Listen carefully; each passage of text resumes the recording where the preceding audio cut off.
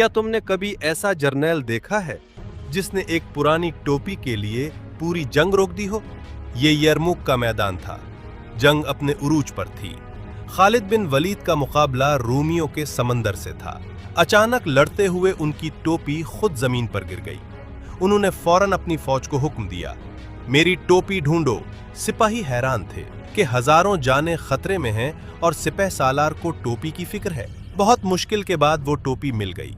जब जंग खत्म हुई तो लोगों ने पूछा, ए खालिद, इस पुरानी टोपी में ऐसी क्या खास बात थी? खालिद बिन वलीद की आंखों में आंसू आ गए। उन्होंने टोपी के अंदर से कुछ निकाल कर दिखाया और फरमाया, इसमें मेरे नबी के मुबारक बाल सुले हुए हैं। मेरी हर जीत मेरी तलवार की वजह से नहीं, बल्कि इन बालों की बरकत से होती है। दुनिया समझती थी कि खालिद अपनी ताकत से लड़ते हैं, मगर वो तो अपने नबी की मोहब्बत से लड़ते थे। जो अपने नबी से सच्ची मोहब्बत करता है वो कमेंट में सल्लल्लाहु अलैहि